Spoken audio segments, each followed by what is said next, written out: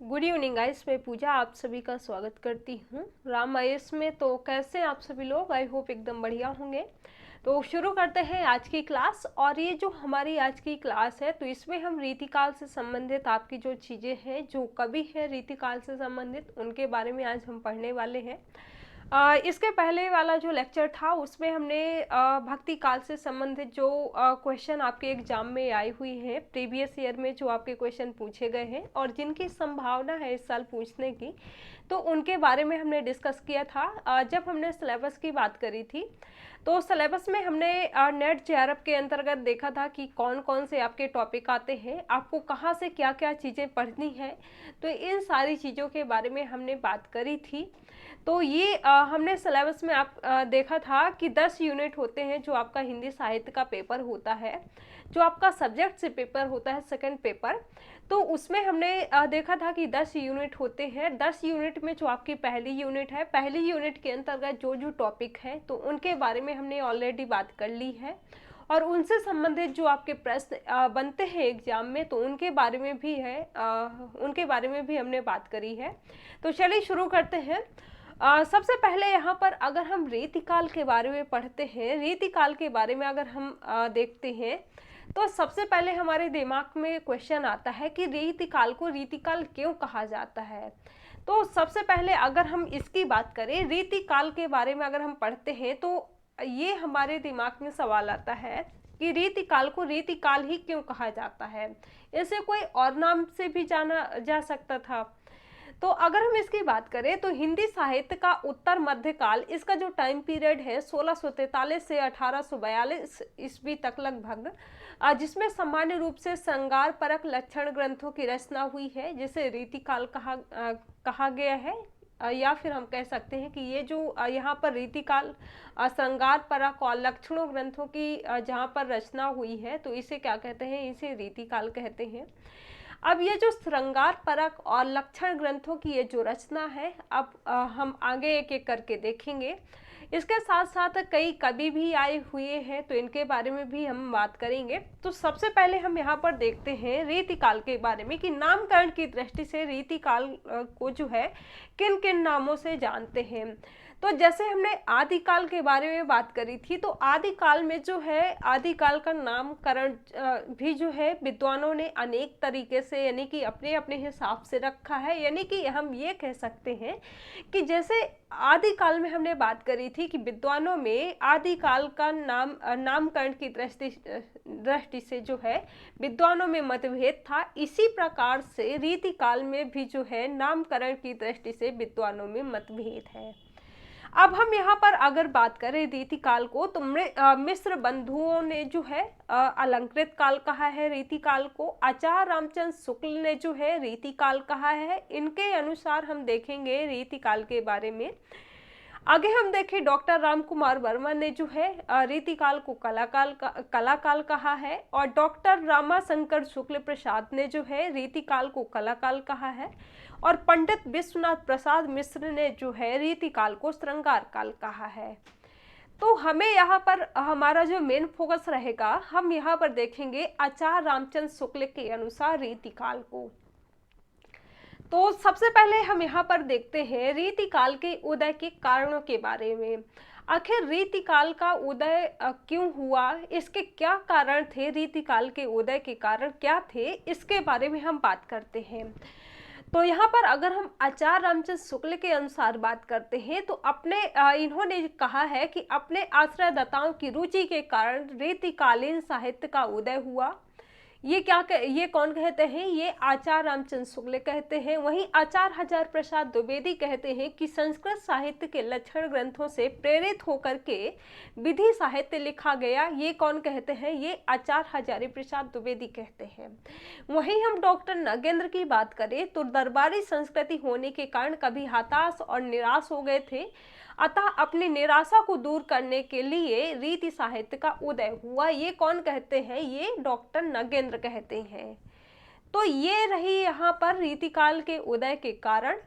अब हम यहाँ पर बात करते हैं कि रीतिकाल के स्रोत क्या थे, रीतिकाल के जो है स्रोत क्या थे, इनकी बात करते हैं।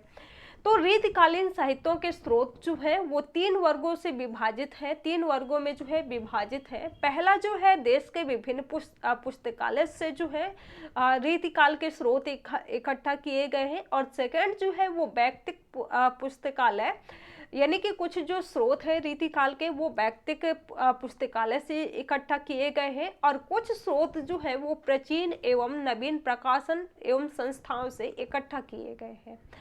अब हम यहाँ पर बात करते हैं देश के विभिन्न पुस्तकालय में कौन कौन से पुस्तकालय से जो है रीतिकाल के स्रोत इकट्ठा किए गए हैं, इसकी बात करते हैं। तो पहला जो है काशी की नागरी प्रचारणी सभा का आर्य भाषा पुस्तकालय, और सेकंड जो है काशी नरेश का पुस्तकालय रामनगर, और थर्ड है दतिया टीकमगढ़ छतरपुर रीवा के महाराजाओं के पुस्तकालय, और फोर्थ है नेशनल आर्काइव्स से पुस्तकालय पटियाला, और फिफ्थ है गायकवाड़ ओरिएंटल और रिसर्च इंस्टीट्यूट बड़ौदा। तो ये जो स्रोत हैं रीतिकाल के, यानी कि देश के विभिन्न पुस्तकालयों से जो स्रोत लिए गए हैं, तो वो इन पुस्तकालयों से स्रोत लिए गए हैं। और सेकंड, अगर हम व्यक्तिगत पुस्तकालय की बात करें तो इसमें आ जाते हैं आपके ठाकुर शिव सिंह सेंगर का पुस्तकालय, और साथ ही इसमें आ जाता है गोविंद चतुर्वेदी जवाहरलाल चतुर्वेदी मथुरा के पुस्तकालय, और थर्ड कैप्टन सूरबीर सिंह अलीगढ़ का पुस्तकालय, और फोर्थ जो है इसमें डॉक्टर भवानी शंकर याज्ञिक का पुस्तकालय। तो ये जो है ये व्यक्तिगत पुस्तकालयों से रीतिकाल के स्रोत इकट्ठा किए गए हैं। और थर्ड जो है प्राचीन एवं नवीन प्रकाशन संस्थाएं, तो इसमें प्रकाशन संस्थाओं में, यानी कि प्राचीन एवं नवीन जो प्रकाशन संस्थाएं हैं, तो इसमें श्री वेंकटेश्वर प्रेस यानी कि बम्बई, और सेकंड है भारत जीवन प्रेस काशी, और थर्ड है नवल किशोर प्रेस लखनऊ, और फोर्थ है इंडियन प्रेस इलाहाबाद, और फिफ्थ जो है नागरी प्रचारणी सभा काशी, और सिक्स्थ जो है गंगा ग्रंथागार लखनऊ। तो ये जो स्रोत है रीतिकाल के, ये प्राचीन एवं नवीन प्रकाशन संस्थाओं से स्रोत इकट्ठा किए गए हैं। तो ये हमने बात करी रीतिकाल के नामकरण के बारे में, और साथ ही हमने बात करी इसमें रीतिकाल के स्रोतों के बारे में कि कहाँ कहाँ से किन किन संस्थाओं से रीतिकाल के स्रोत इकट्ठा किए गए हैं। अब हम बात करते हैं आगे रीतिकाल के वर्गीकरण के बारे में। यहाँ पर आपको सबसे ज़्यादा जो ध्यान देना है, यानी कि सबसे ज़्यादा आपका जो फोकस रहेगा यहाँ पर रीतिबद्ध, रीतिमुक्त और रीति सिद्ध कवियों में। रीतिबद्ध कवियों के बारे में हम देखेंगे कि इसके अंतर्गत कौन कौन से कवि आते हैं। साथ ही हम यहाँ पर बात करेंगे रीतिमुक्त कवियों के बारे में कि इसके अंतर्गत कौन कौन से कवि आते हैं। जैसे हम यहाँ पर अगर देखें रीतिबद्ध कवियों की देखें तो इसमें जो है हम देखेंगे इसमें हम केशव और पद्माकर के बारे में देखेंगे। अगर हम रीतिमुक्त कवियों की बात करें तो रीतिमुक्त में जो है हम देखेंगे यहाँ पर रीतिमुक्त कवियों में घनानंद, और रीति सिद्ध कवियों में हम देखेंगे इसके जो प्रमुख कवि है रीति सिद्ध कवि बिहारी लाल। अभी जो है हम इनको एक एक करके देखेंगे। तो ये रहा रीतिकाल का वर्गीकरण। रीतिकाल को जो है 3 भागों में डिवाइड किया गया है, यानी कि 3 भागों में बांटा गया है, रीति सिद्ध, रीति मुक्त और रीति सिद्ध। अब जो है हम सबसे पहले देखते हैं रीतिबद्ध कवियों के बारे में। रीतिबद्ध कवियों की अगर हम बात करें तो इस वर्ग में जो है वो कवि आते हैं जो रीति के बंधन में बंधे हुए थे और जिन्होंने रीति परंपरा का जो है अनुसरण करके लक्षण ग्रंथों की रचना की है। ये क्या कहलाते हैं? ये रीतिबद्ध कवि कहलाते हैं। इस वर्ग में जो है प्रमुख कवियों में से चिंतामणि त्रिपाठी, केशव और देव, मंडन मिश्र, मतीराम, सुरति मिश्र, कुलपति मिश्र, पद्माकर, भिखारी दास और ग्वाल आदि ये कवि आते हैं। यहाँ पर आपको जो मेन चीजें याद रखनी है, मेन यहाँ पर जो आपका फोकस रहेगा वो केशवदास, देव और मतीराम, पद्माकर और भिखारी दास। यहाँ पर जो है इन कवियों से जो है आपको एग्जाम में क्वेश्चन देखने को मिलते हैं। तो यहाँ पर सबसे पहले हम देखते हैं केशवदास के बारे में। केशवदास के अगर हम परिचय की यहाँ पर बात करते हैं, केशवदास का जो टाइम पीरियड है वो 1555 से 1617 ईस्वी माना जाता है। 1555 से केशवदास इनका जो टाइम है वो इनका जो समय है वो 1555 से 1617 माना जाता है। और ये जो कवि है केशवदास, तो ये कवि जो है केशवदास को भक्ति काल व रीति काल दोनों में ये स्थान प्राप्त होता है। ये जो कवि है ये दरबारी कवि थे और नरेश इंद्रजीत सिंह के दरबार में ये अत्यधिक सम्मानित थे। इन्होंने जो है रामचंद्रिका नामक पुस्तक भी लिखी है, जो इन्होंने अगर हम इसकी बात करें तो इन्हें जो है भक्ति काल की राम काव्य परंपरा में स्थान दिलाती है। ये जो इनकी कविता है रामचंद्रिका। अब हम इनके कविताओं के बारे में बात करते हैं। इन्होंने कौन कौन सी जो है इनकी रचनाएं हैं इसके बारे में बात करते हैं। तो पहली जो इनकी रचना है वो रामचंद्रिका है। रामचंद्रिका में जो है केशवदास की कृति में रामचंद्रिका जो है वो सर्वाधिक प्रसिद्ध कृति है, जिसका रचना काल की अगर हम बात करें तो 1601 ईस्वी है। इसमें जो है कवि ने रामकथा का वर्णन किया है। इस काव्य में उचित संबंध जो है निर्वाह का अभाव है और इसमें जो है राम कथा के प्रमुख प्रसंगों को चुन करके उन्हें विभिन्न छंदों में क्रम दे करके छंदबद्ध कर दिया गया है इसमें। और इसमें जो है रामचंद्रिका में मार्मिक प्रसंगों का ध्यान ठीक से इसमें नहीं किया गया है। अब जो केशवदास की अन्य रचनाएं हैं जैसे रसिक प्रिया हो गया और कवि प्रिया हो गया, रतन पावनी हो गया, नख सिख एवं सिख नख हो गया, इसके बारे में भी हम थोड़ा सा बात कर लेते हैं। देखिए अगर हम यहाँ पर रसिक प्रिया की बात करते हैं, तो रसिक प्रिया नवरसों का चित्रण करने वाला ग्रंथ है। श्रृंगार के रस राजत्व के कारण ये स्वाभाविक रूप से श्रृंगार का केशव ने जो है सर्वाधिक वर्णन किया है। पर यहाँ पर अगर हम देखें तो अन्य रसों की भी यहाँ पर सम्यक निरूपण इसमें किया गया है। रसिक प्रिया को जो है केशवदास की पहली कृति माना गया है, जो कि उनके आचार्यत्व विश्वसनीय प्रतीत कराती है तथा आगे की संभावना का भी ये जो है रसिक प्रिया संकेत करती है। तो ये रही रसिक प्रिया के बारे में बात। अब हम देखते हैं आगे केशवदास की जो अन्य रचना है कवि प्रिया। अगर हम कवि प्रिया की बात करते हैं तो केशवदास के आचार्यत्व की जितनी प्रतिष्ठा रसिक प्रिया में देखी जाती है, रसिक प्रिया के द्वारा हो चुकी है, उससे कहीं अधिक जो है कवि प्रिया से हुई है। इस ग्रंथ में जो है 16 प्रभाव है, या फिर हम कह सकते हैं कि इस ग्रंथ में जो है 16 खंड है, जिनमें काव्य दोष, कवि भेद, कवि रीति, रस अलंकार आदि का वर्णन किया गया है। इसमें जो है कवि ने सर्वाधिक विस्तार से जो है अलंकार निरूपण किया है। तो ये चीज जो है, ये बात जो है आपको कवि प्रिया में ध्यान रखनी है। अब इनकी जो अगली रचना है केशवदास की रतन बावनी। अगर हम रतन बावनी की बात करते हैं तो ये जो है ये केशव की प्रारंभिक रचना मानी जाती है। रतन बावनी इनकी जो है प्रारंभिक रचना मानी जाती है, जिसे वीर गीत की संज्ञा दी गई है। और इस काव्य में जो है मुगल सम्राट अकबर एवं ओरछा के राजकुमार रत्नसेन के बीच का इसमें जो है रत्नसेन के बीच का जो है युद्ध का वर्णन इसमें किया गया है। युद्धों का यहाँ पर ओरछा के राजकुमार और रत्नसेन के बीच का जो है हमें यहाँ पर युद्धों का वर्णन जो है देखने को मिलता है और रतन पावनी में। और केशवदास ने वीर भाव को केंद्र में रख करके रत्नसेन को जो है रत्नसेन के सेना से सहित जो है आत्म बलिदान का जो है इसमें अत्यंत ओजस्वी वर्णन इसमें मिलता है। अब इनकी अगली रचना है, यानी कि लास्ट रचना जो है हम इसमें बात करेंगे नख सिख एवं सिख नख है। नख सिख एवं सिख नख की बात करें तो नख सिख एवं सिख नख मानव देह के सौंदर्य वर्णन से समृद्ध मुक्तकों का संग्रह है। ये जब रूप वर्णन का क्रम नख से आरंभ होकर के सिख तक जाता है तो माना जाता है कि ये कवि ने जो है ऐसा देव भाव से किया है। इसके विपरीत जो है जब सिख ने नख तक की छवि वर्णित की जाए तो मानुषी भाव माना जाता है। इसमें केशवदास ने जो है दोनों पद्धतियों तथा भावों का अनुसरण एक साथ किया है। तो ये चीजें रही आपकी केशवदास की अन्य रचनाएं जो है रसिक प्रिया, कवि प्रिया, रतन पावनी, नख सिख एवं सिख नख के बारे में। अब जो है हम बात करते हैं आगे पद्माकर के बारे में।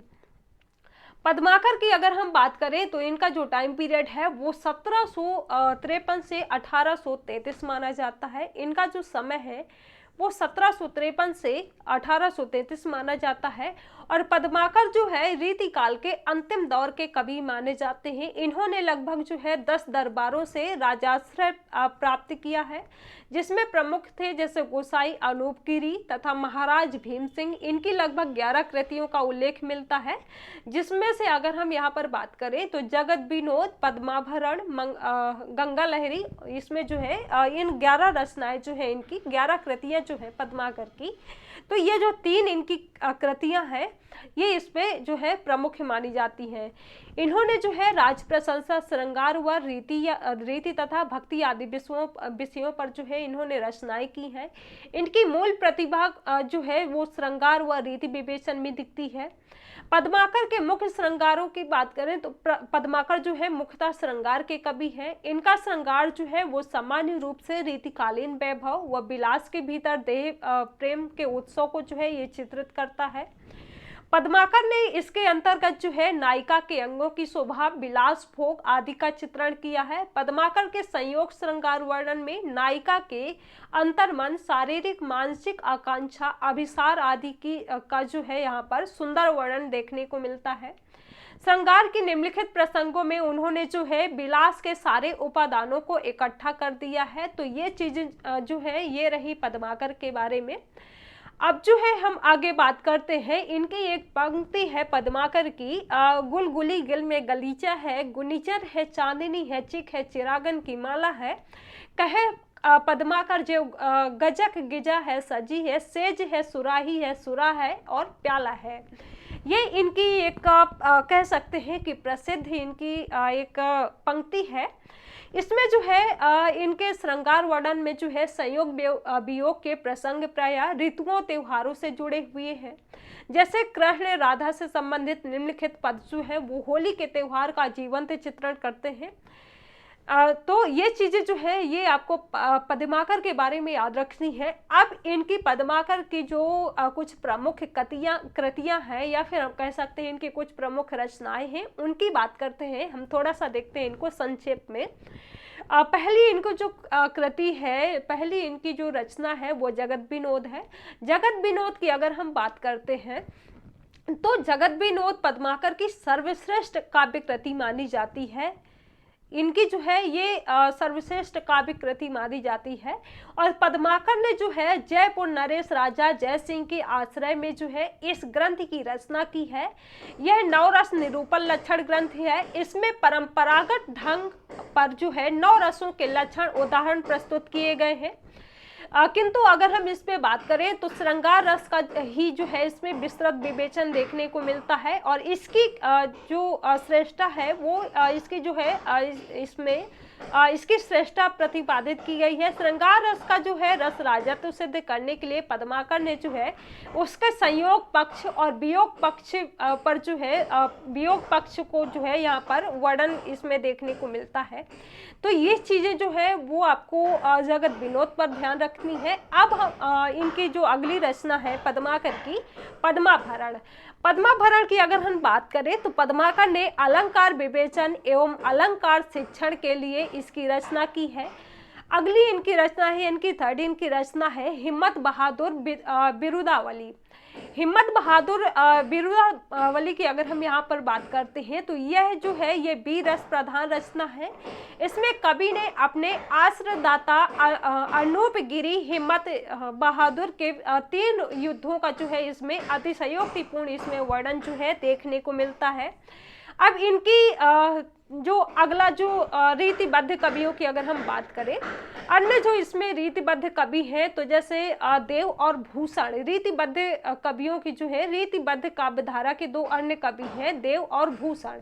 देव और भूषण को भी जो है यहाँ पर आपको याद रखना है। देव की अगर हम बात करें, रीतिबद्ध काव्य धारा के प्रमुख कवि हैं ये काव्य धारा जिन कवियों के कृतित्व के कारण प्रतिष्ठित हुई है उनमें से कवि देव जो है वो विशेष रूप से उल्लेखनीय माने जाते हैं।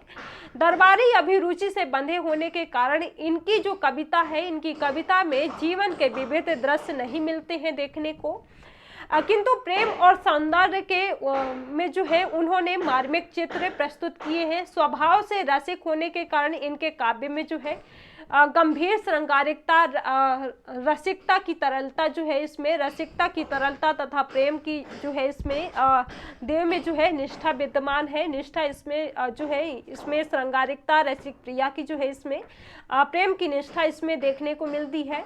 उनके काव्य में जो है रागात्मक भावनाओं की अभिव्यक्ति भी संवेदनशीलता के साथ हुई है। भाव की उदात्तता उनके काव्य की एक अन्य प्रमुख विशेषता है। तो ये चीजें जो है ये आपको रखना है, देव के बारे में याद रखना है। अब अगले जो रीतिबद्ध कवि है भूषण की बात करें तो भूषण जो है रीतिकालीन रीतिबद्ध काव्य धारा के ऐसे कवि हैं जिन्होंने रीतिकालीन श्रृंगार भावना के स्थान पर वीर रस की कविताएं लिखी हैं। उन्होंने महाराजा शिवाजी एवं बुंदेलावीर छत्रसाल की प्रशंसा में जो है काव्य रचना करते हुए 3 प्रमुख ग्रंथ लिखे हैं। पहला है शिवराज भूषण, सेकंड है शिव बावनी और थर्ड जो है वो छत्रसाल दशक। तो ये चीजें जो है ये आपको याद रखनी है भूषण के बारे में, ये चीजें जो है आपको याद रखनी है भूषण के बारे में। अब हम भूषण की अगर बात करते हैं तो शिवराज भूषण एक विशालकाय ग्रंथ है। ये जो शिवराज इनका जो प्रमुख ग्रंथ है, तो ये जो शिवराज भूषण है तो शिवराज भूषण ये इनका विशालकाय ग्रंथ माना जाता है, जिसमें भूषण ने जो है शिवाजी के जन्म से लेकर के हिंदू पातशाही के स्थापना तक के शिवाजी के जीवन से संबंधित ऐतिहासिक घटनाओं का जो है इसमें ओजस्वी भाषा में चित्रण किया गया है। शिव बावनी में जो है 52 कवित्तों में शिवाजी के शौर्य पराक्रम आदि के ओजस्वीपूर्ण वर्णन इसमें किया गया है। छत्रसाल दशक की बात करते हैं तो छत्रसाल दशक में केवल 10 कवित्तों तथा बुंदेलावीर छत्रसाल के शौर्य का वर्णन इसमें जो है किया गया है। तो ये चीजें जो है भूषण के जो 3 प्रमुख ग्रंथ हैं, शिवराज भूषण, शिव बावनी, छत्रसाल दशक, तो इसके बारे में आपको याद रखनी है। अब जो है हम आगे बात करते हैं, इसमें थोड़ा सा हम देख लेते हैं। इसमें जो है 52 कवित्तों जो आपके एग्जाम के पॉइंट ऑफ व्यू से महत्व है, तो इसमें जो है 52 कवित्तों में शिवाजी के शौर्य पराक्रम आदि के ओजस्वीपूर्ण इसमें जो है वर्णन देखने को मिलते हैं। छत्रसाल दशक की बात करते हैं तो इसमें जो है केवल 10 कवित्तों द्वारा बुंदेलावीर छत्रसाल के शौर्य का इसमें जो है वर्णन किया गया है। तो ये चीजें जो है रही देव के बारे में और भूषण के बारे में। अब हम आगे बात करते हैं रीतिबद्ध काव्य की प्रमुख विशेषताओं के बारे में। रीतिबद्ध काव्य की प्रमुख विशेषताओं की बात करें तो रस, छंद, अलंकार आदि 3 आधारों पर लक्षण ग्रंथों की रचना, कवियों में कवित्व और आचार्यत्व दोनों गुण जो है इसमें महत्वपूर्ण है। पहला जो है शास्त्र प्रधान काव्य जो है रीतिबद्ध काव्यों की विशेषताओं की अगर हम बात करें। सेकंड है पंडित के पूर्ण काव्य। थर्ड है श्रृंगार रस की प्रधानता जो है इसमें देखने को मिलती है। मानसा श्रृंगारों का जो है इसमें वर्णन किया गया है रीतिबद्ध कवियों में। और फोर्थ जो है ब्रज भाषा की जो है इसमें प्राधान्य, ब्रज भाषा जो है इसमें प्राधान्य है। और फिफ्थ जो है मुक्तक शैलियों का जो है इसमें प्रयोग किया गया है। अलंकारों की प्रधानता इसमें जो है देखने को मिलती है। अंगी रस श्रृंगार इसमें जो है देखने को मिलता है, यानी कि अंगी रस की अगर हम यहाँ पर बात करें तो श्रृंगार जो है इसमें महत्वपूर्ण है। अब हम आगे बात करते हैं रीति सिद्ध कवियों के बारे में। अगले जो कवि हैं रीति सिद्ध कवियों के बारे में अगर हम बात करें तो इस वर्ग में भी वे कवि आते हैं जिन्होंने रीति ग्रंथों की रचना ना करके उसके अनुसार उत्कृष्ट काव्य की रचना की है। तो ये कवि जो है ये रीति सिद्ध कवियों में आते हैं। इस वर्ग में प्रमुख रूप से अगर हम देखें तो बिहारी जो है रीति सिद्ध कवियों में से प्रमुख माने जाते हैं। अन्य कवियों में अगर हम बात करें तो परनेस और रसनिधि, बेनी प्रवीण निवास और हट्टी जी इसमें जो है रीति सिद्ध कवियों में महत्वपूर्ण माने जाते हैं। डॉक्टर नगेंद्र ने इन्हें जो है रीतिबद्ध कवि कहा है। तो ये चीजें जो है ये आपको याद रखना है रीति सिद्ध कवियों के बारे में। अब ये जो रीति सिद्ध कवियों में महत्वपूर्ण भूमिका जो बिहारी की है, बिहारी के बारे में हम थोड़ा सा देख लेते हैं। बिहारी की अगर हम परिचय की बात करें बिहारी लाल के, तो बिहारी लाल जो है रीति काल की रीति सिद्ध काव्यधारा के सबसे महत्वपूर्ण कवि माने जाते हैं। रीति सिद्ध काव्यधारा यह है जिसमें काव्य शास्त्र और नायिका भेद इत्यादि से संबंधित जो है इसमें लक्षण ग्रंथों की रचना तो नहीं की गई है, लेकिन अगर हम यहाँ पर बात करें तो इसमें जो है कविताओं की रचना में काव्य शास्त्र के सभी तत्वों जैसे अलंकार, रस, भाव, नायिका भेद, ध्वनि, रीति, गुण तथा वक्रोक्ति आदि का इसमें जो है पूरा ध्यान इसमें दिया गया है। तो ये चीजें जो है ये आपको याद रखना है। रीति सिद्ध काव्यधारा के जो कवि हैं, रीति सिद्ध जो कवि हैं बिहारी लाल, इसके बारे में। अब रीति सिद्ध काव्य की प्रमुख विशेषताओं की बात करते हैं तो रीति सिद्ध काव्य के जो प्रमुख विशेषताएं हैं, पहली जो है श्रृंगार रस की प्रधानता। इसमें जो है रीति सिद्ध काव्यों में यानी कि रीति सिद्ध कवियों में ये चीजें जो है देखी जाती हैं, श्रृंगार रस की प्रधानता। सेकंड है भक्ति एवं नीति की प्रधानता, प्रकृति का वर्णन, ब्रज भाषा का मधुर, मुक्तक शैली में इसमें जो है रचनाएं की गई है। अलंकारों की प्रधानता, अंगी रस श्रृंगार जो है इसमें देखने को मिलता है, अंगी रस श्रृंगार इसमें देखने को मिलता है। अब हम आगे बात करते हैं रीति मुक्त कवि, रीति काल की पूरी जानकारी के बारे में हम बात करते हैं। ये हमने बात करी रीतिबद्ध कवियों के बारे में और रीति सिद्ध कवियों के बारे में। अब जो है हम बात करते हैं रीति मुक्त कवियों के बारे में। रीति मुक्त कवियों की अगर हम बात करें तो ये वे कवि हैं जिन्होंने ना ही तो लक्षण ग्रंथ लिखे हैं, लक्षण ग्रंथ रखे, और ना ही उनके नियमों के अनुसार काव्य रचना की। वे अपनी स्वतंत्र मनोवृत्ति के अनुसार जो है काव्य सृजन करते हैं, रीति मुक्त कवि कहलाते हैं। रीति मुक्त कवियों की बात करें तो इसमें जो है प्रमुख रूप से आ जाते हैं घनानंद, आलम, बोधा, ठाकुर, द्विजदेव आदि इसमें इसके जो है प्रमुख कवि माने जाते हैं रीति मुक्त काव्यधारा के। अब हम आगे बात करें तो रीति मुक्त कवियों का जो है कविता के प्रति अत्यंत विशिष्ट दृष्टिकोण देखने को मिलता है, जो इन्हें कवि रीति कवियों से अलग करता है। ये कवि जो है ये कविता को जो है धन या यश कमाने का साधन मात्र नहीं मानते, बल्कि ये कवि जो है ये कविता को साध्य मानते हैं।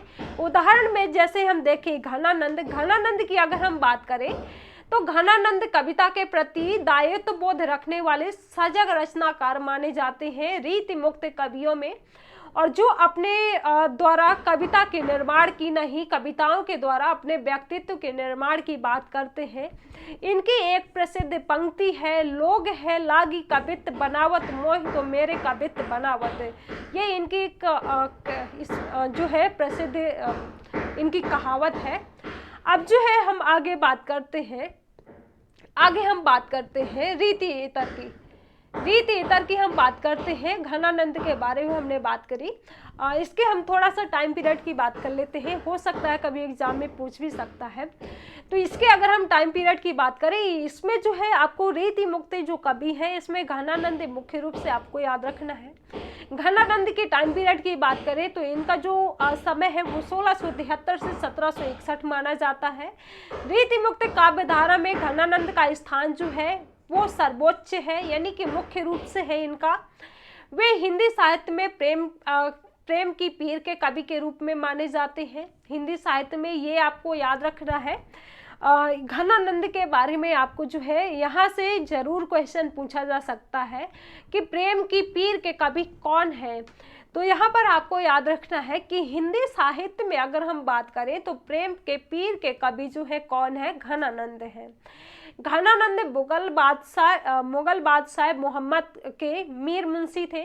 कहा जाता है कि वे बहुत अच्छा गाते थे। एक बार दरबार में बादशाह के निवेदन पर इन्होंने जो है टाल मटोल की, किंतु यहाँ पर जो है अपनी प्रेमिका सुजान जो एक बेश्या थी, इनकी जो प्रेमिका है, तो प्रेमिका जो है इनकी प्रेमिका सुजान के अनुरोध पर इन्होंने जो है गाना स्वीकार कर लिया था। ये अपनी तन्मयता से गाते हुए सुजान की ओर जो है मोह और बादशाह की ओर पीट कर गए। बादशाह ने जो है इन्हें पुरस्कार तो दिया, लेकिन साथ ही दरबार से भी इन्हें जो है निकाल दिया। सुजान इनके साथ नहीं गई। प्रेम की पीड़ा से भर कर के ये वृंदावन चले गए और निर्मार्ग संप्रदाय में जो है ये दीक्षित हो गए। तो ये चीजें जो है ये आपको याद रखनी है घनानंद के बारे में। ये सारी चीजें जो है आपको पीडीएफ में मिल जाएंगी।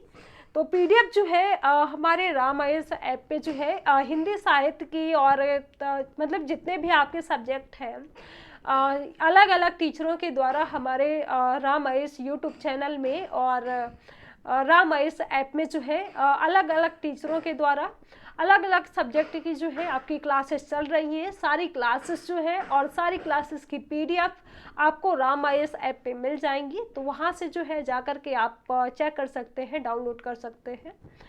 अब जो है हम इनकी रचनाओं की बात करें तो इनकी रचनाएं जो है इनकी रचनाओं की संख्या 39 बताई गई है। इसमें जो प्रमुख रूप से सुजान हित, वियोग बेली, इश्क लता, ब्रजविलास, प्रेम पत्रिका, विरह लीला आदि जो है इसमें मुख्य मानी गई है। सुजान हित इनकी जो है ये प्रमुख रचना इनकी मानी गई है घनानंद की। तो ये चीजें जो है आपको याद रखनी है घनानंद के बारे में। अब जो है हम बात करते हैं रीति मुक्त काव्य की प्रमुख विशेषताओं के बारे में।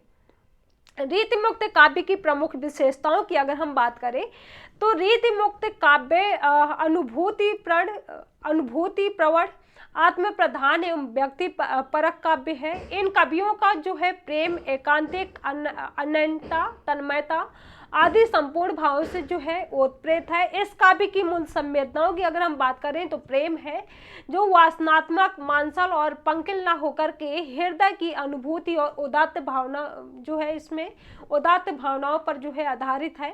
रीति मुक्त कवियों में प्रेम व्यथा प्रधान है। संयोग में भी वियोग की इसमें जो है कसक देखने को मिलती है। प्रेम की पीर और बिरहानुभूति रीति मुक्त काव्यधारा की आत्मा है। रीति मुक्त कवियों में जो है नारी सौंदर्य का चित्रण स्वस्थ मानसिकता और परिष्कृत रुचि के साथ किया गया है। तो ये चीजें जो है आपको रीति मुक्त काव्य की प्रमुख विशेषताओं के बारे में याद रखना है। साथ ही इसमें ब्रज भाषा का प्रयोग किया गया है। आत्मपरक मुक्तक शैली इसमें दिखाई गई है। आत्मपरक मुक्तक शैली का जो है इसमें प्रयोग किया गया है। लोकोक्ति मुहावरों का प्रयोग किया गया है। कवित्व, सवया, दोहा आदि छंदों का इसमें जो है प्रयोग किया गया है। श्रृंगार रस की जो है श्रृंगार रस की प्रधानता यानी कि श्रृंगार का उदात्त रूप जो है इसमें रीति मुक्त कवियों में देखने को मिलता है। प्रेम की पीर का इसमें चित्रण किया गया है। कृष्ण लीला का प्रभाव मिलता है। अलंकारों की इसमें प्रधानता जो है वो मुख्य रूप से देखने को मिलती है रीति मुक्त कवियों के बारे में। अब जो है हम बात करते हैं रीति इतर काव्य के बारे में। रीति इतर काव्य की बात करें तो रीति काल में उपर्युक्त तीनों मुख्य धाराओं रीतिबद्ध, रीति सिद्ध तथा रीति मुक्त के अलावा भी काफी साहित्य रचा गया है। यह काव्य जो है किसी एक धारा या संप्रदाय द्वारा जो है रचित नहीं है, बल्कि अलग अलग प्रकार के कवियों ने जो है इसकी रचना की है। इस काव्य को जो है वर्गीकरण की सुविधा के लिए रीति इतर काव्य कह दिया गया है। रीति काव्य से भाव निकलता है कि यह वह काव्य है जो रीति काल की लक्षण ग्रंथों या श्रृंगारिक रचनाओं की परंपरा में जो है एकदम भिन्न है। रीति काव्य को जो है समानता 3 वर्गों में बांटकर देखा गया है, जिनका परिचय अगर हम परिचय की बात करें तो जो इनका जो पहला काव्य है रीतिकालीन वीर काव्य, सेकंड जो है वो रीतिकालीन भक्ति काव्य और थर्ड जो है रीतिकालीन नीति काव्य। फर्स्ट इनका जो काव्य है रीति इतर कवियों का, तो रीतिकालीन वीर काव्य की अगर हम बात करें तो रीतिकाल में कई ऐसे कवि हुए हैं जिन्होंने जो है वीरता से भरी कविताएं लिखी हैं। ऐसे कवि मुख्यतः 2 परंपराओं से जुड़े थे। सेकंड है रीतिकालीन भक्ति काव्य। रीतिकालीन भक्ति काव्य की बात करें तो रीतिकाल की शुरुआत का यह अर्थ नहीं था कि भक्ति काव्य का लिखा जाना बंद हो जाए। कोई भी काव्य धारा एक झटके में खत्म नहीं हो सकती है। कोई भी चीज़ की अगर हम बात करें तो एकाएक नहीं खत्म हो सकती है, बल्कि धीरे धीरे जो है इसी तरीके से इसमें कोई भी चीज़ जैसे धीरे धीरे खत्म हो सकती है। एक ही बार में मतलब एक झटके में कह सकते हैं कि एक झटके में जो है खत्म नहीं हो सकती है। धीरे धीरे छीड़ होते हुए जो है एक लंबी प्रक्रिया में समाप्त होती है। यही स्थिति रीतिकाल में भक्ति की विभिन्न धाराओं की रही है। भक्ति काव्य की चारों परंपराएं इस काल में बनी रही है। हालांकि उसमें अगर हम बात करें तो उनमें वह प्रभाव और रंग नहीं बचा है जो भक्ति काल में देखने को मिलता है। जैसे हमने भक्ति काल की बात करी थी तो उसमें हमने देखा था भक्ति काल के अंतर्गत आपके जो धाराएं हैं, कितने धाराओं में इसे बांटा गया है और कितने मतलब कौन कौन से इसके अंतर्गत काव्य आते हैं, तो भक्ति काल के बारे में हमने बात करी थी। तो वही यहाँ पर कहा गया है कि उनमें जो है वह प्रभाव नहीं दिखता है, वह प्रभाव और रंग नहीं बचा है जो भक्ति काल में हमें जो है देखने को मिलता है, भक्ति काल में जो चीज़ें हमने पढ़ी थी। अब जो है हम आगे बात करते हैं। अगली जो इनका अगला जो काव्य है रीतिकालीन नीति काव्य। रीतिकालीन नीति काव्य की बात करें तो हिंदी साहित्य में नीति परक काव्यों की परंपरा जो है वो बहुत पुरानी है। आदिकाल एवं भक्ति काल की बहुत सी कविताओं में नैतिक चेतना नजर आती है। उदाहरण के लिए अगर हम देखें तो गोरखनाथ की संयम मार्ग से संबंधित कविताएं, कबीरदास की माया से बचने तथा चारित्रिक जीवन जीने से संबंधित बहुत से कथन जो है, और रहीम की बहुत सी कविताएं नैतिक साहित्य के ही प्रमाण है। इसके बावजूद सत्य यह है कि रीतिकाल से पहले नीति काव्य की कोई स्वतंत्र धारा नहीं थी। रीतिकाल में पहली बार जो है ऐसा हुआ है कि कुछ कवियों ने जो है धर्म और भक्ति के क्षेत्र से तटस्थ रहते हुए नीति परक काव्य रचा है। यही काव्य धारा जो है वो नीति काव्य धारा कहलाती है। इसके सबसे प्रमुख कवि जो है ब्रंद और गिरिधर हैं। ब्रंद और रीति इतर के जो कवि हैं ब्रंद और कवि गिरधर, कवि राय हैं। तो ये चीज़ें जो है आपको याद रखनी है रीतिकालीन नीति काव्य के बारे में। अब जो है हम यहाँ पर बात करते हैं, जैसे हमने बात करी थी रीतिकाल के बारे में, हमने बात करी थी कि इसका जो है उदय कैसे हुआ और इसके जो है रीतिकाल के जो है स्रोत कहाँ से लिए गए हैं, इसके उदय के कारण क्या थे, इन सारी चीज़ों के बारे में जैसे हमने बात करी। अब हम देखते हैं कि रीतिकाल के अगर उदय हुआ है तो वहाँ पर हमने बात करी कि उदय के आखिर कारण क्या थे। अब हम यहाँ पर देखते हैं कि रीतिकाल के पतन के क्या कारण थे, रीतिकाल का आखिर पतन कैसे हुआ, क्या कारण थे, इसके बारे में हम बात करते हैं। तो अगर हम इनके पतन की बात करें तो मंगल की भावना का भाव इसमें जो है मुख्य रूप से इनके पतन का कारण बनता है। चमत्कार की अतिशयता इसमें जो है देखने को मिलती है, श्रृंगार की अतिशयता जो है इसमें देखने को मिलती है। तो ये चीज़ें रही रीतिकाल के बारे में। रीतिकाल के अंतर्गत हमने सारी चीज़ों के बारे में बात करी है। इसके साथ रीतिकाल में आपको एग्जाम के पॉइंट ऑफ व्यू से कौन कौन से कवियों के बारे में याद रखना है और रीतिकाल से संबंधित जितनी भी चीज़ें रहीं। रीतिकाल को जैसे हमने देखा कि 3 भागों में इसे बांट कर देखा गया है, 3 भागों में डिवाइड किया गया है, रीतिबद्ध, रीति सिद्ध और रीति मुक्त। रीतिबद्ध धारा के अंतर्गत जो कवि आते हैं, रीतिबद्ध के अंतर्गत हमने सारी कवियों के बारे में बात करी, रीति मुक्त के कवियों के बारे में हमने बात करी और रीति सिद्ध काव्य धारा के जो कवि है उसके बारे में जो है हमने बात करी। अब आज का सेशन जो है वो हम यहीं तक रखते हैं, आगे मिलते हैं अगले लेक्चर में और अगली क्लास जो है वो हमारी 2 PM पर होती है। 2 PM पर जो हमारी क्लास होती है वो उस क्लास में जो है अभी हिस्ट्री के जो आपके क्वेश्चन है उस क्लास में जो है IAS PCS के पॉइंट ऑफ व्यू से जो हिस्ट्री के आपके क्वेश्चन है PYQ प्रीवियस ईयर में जो आपके प्रश्न पूछे हैं तो उनको जो है हम सॉल्व करेंगे। तो आज का सेशन जो है वो हम यहीं तक रखते हैं और अगली हिंदी की क्लास में हम मिलते हैं क्वेश्चन के साथ। ये रीतिकाल से संबंधित जो जो क्वेश्चन आपके एग्जाम में आए हुए हैं अभी तक और जिनकी संभावना है पूछने की, तो उनके बारे में जो है हम अगली क्लास में, हिंदी साहित्य की क्लास में डिस्कस करेंगे। तो ठीक है, आज का सेशन हम यहीं तक रखते हैं। सभी को बाय बाय, थैंक यू।